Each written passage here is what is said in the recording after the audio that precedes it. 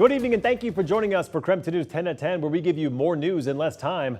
Let's get started. First up tonight, the forecast. Another day of rain in the inland northwest, and it looks like more is on the way. Let's get straight to Chief Meteorologist Jeremy Legoo for more on what we can expect in the days to come. Jeremy? Mark, first of all, Pig on the Park's still popping. Look at all those people out there. Next couple of days might be a little bit better, a little bit drier if you're heading out. 59 degrees as we sit, but that's thanks to a couple of things. Notice your dew point, 52. We're not getting colder than that. And notice the cloud cover. That plays a huge role in our temperatures staying pretty mild overnight. We don't cool down too much more, and in fact, we just dry out from here. Unfortunately, it's kind of cloudy. We're hoping we could see that supermoon, but I'm just going to tell it to you like it is. I'm sorry, everybody. The supermoon's not all that special. It's really not all that much bigger than the regular moon, and you really can't notice it with the naked eye. So there we are. All right, as we move through the day tomorrow, it is likely we get a little bit of moisture. That moisture kind of moves into central Washington early in the day, kind of stays to our south, but look what happens. A lot of this is starting to look like it stays farther south. Do we get some here in Spokane? That's a great question. I think a few scattered showers across the region. And what happens tomorrow is a good telltale of what we're going to expect this weekend. I'll walk you through why coming up and why those 80s might not last all that long. On the end down there is going to come apart. Hurricane Adalia smashed into Florida as a Category 3 storm this morning, leaving a stretch of devastation in its wake. The storm tore through the state's Gulf Coast, uprooting trees and submerging homes. The storm moved quickly, but what it left behind could be more life-threatening. The flooding is unbelievable. Bayshore Boulevard is completely underwater and dangerous, and I'm seeing individuals try to still drive down it, and that's a big mistake. Moving east from Tallahassee, Adalia headed for Georgia with treacherous wallop of wind and rain.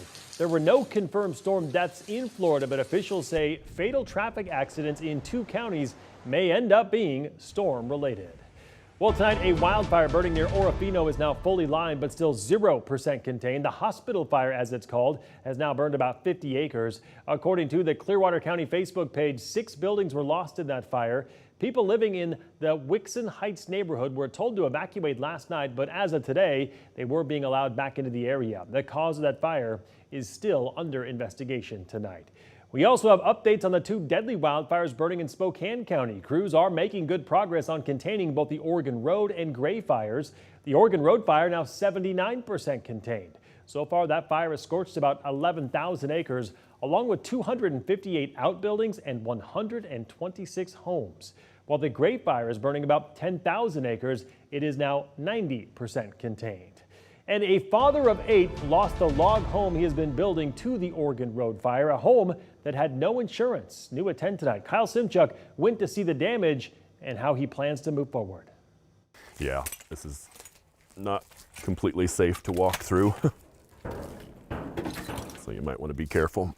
Michael Martin showed us what's left. This is the concrete that was left in between. Each one of these holes was a log. Of the cordwood home he's been building by hand and out of pocket since 1999.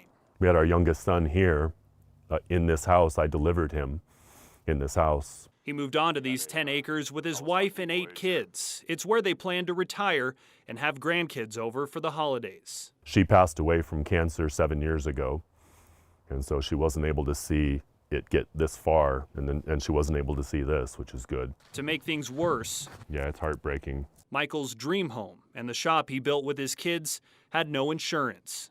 It's a cordwood log home, and most insurance companies won't give you insurance for a log home, any type of log home. And so I've been battling with them for a long time, and I finally found a small company back east that said that they would insure it. I was probably 1 month from having insurance. There's been a lot of talk about state and federal resources coming in to help fire victims, but at last night's meeting, which Michael attended, Sheriff John Knowles told people not to count on a bailout. I don't want you to have this false idea that if you're not insured, you're going to be made completely whole by anybody here. It's just not going to happen.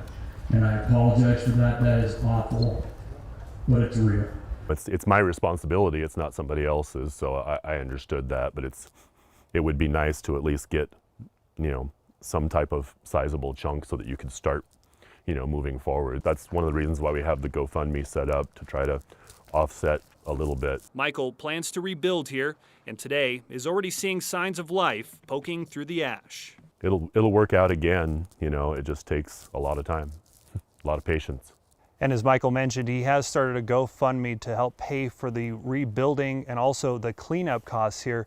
We'll have a link to that in this article on KREM.com. Reporting in Elk, Kyle Simchuk, KREM 2 News. And now to our night beat with a quick look at the day's top stories. Medical Lake students returned back to the classroom for the first day of school today. In the wake of the Gray Fire, district administration sought input from parents and staff before moving forward with the original start date. The district superintendent got to visit each school in the district this morning, and she says many students told her they are glad they can return to a sense of normalcy after the devastating past couple of weeks. Most students are back in the classroom right now, yeah.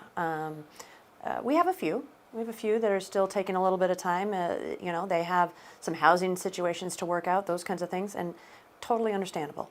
The district superintendent says students and staff who were displaced are not obligated to return to school. The district wants to make sure they are taken care of first. In other top stories, Attorney General Bob Ferguson here in Washington is pushing to add Spokane to a federal initiative aimed at combating overdoses and drug crimes. The goal is to use statistics and health data to identify hotspots and devote resources to those areas. This new effort comes after the state experienced the largest percentage of drug overdoses in the nation last year. And voters in Bonner County recalled 2 West Bonner County School District trustees. A petition for that recall against members Keith Rutledge and Susan Brown alleged they failed to fulfill their duties to improve schools and education in the district. According to Idaho law, the board must now begin the process in order to fill those 2 vacancies. And that was your Night Beat. To learn more about any of these stories, just text us the word night to 509-448-2000 and we'll send them right to your phone. Meantime, authorities in Whatcom County searching for the person responsible for dumping dogs on the streets to fend for themselves. At least 18 doodles or poodle mixes have been found wandering around Ferndale over the past 2 weeks. They've all been seriously neglected, they say. Whatcom Humane Society workers say the dogs have likely never been washed or groomed, and they've had little to no human contact. It appears that they are part of a large-scale breeding operation. The bottom has fallen out of that, and for whatever reason, instead of finding appropriate placement for the animals, they've been abandoned. Despite their conditions, workers say the dogs will be adoptable in 1 to 3 weeks. If you are interested in adopting or have any information about who dumping the dogs, you are urged to contact the Whatcom Humane Society. At this hour, Victoria Clipper workers in Canada are still gearing up to strike this Labor Day weekend if they don't get a deal that they are asking for. It could still disrupt service here. The company has a backup plan in case workers do strike, and that would involve taking passengers from Victoria to Port Angeles, then putting them on a bus to Seattle.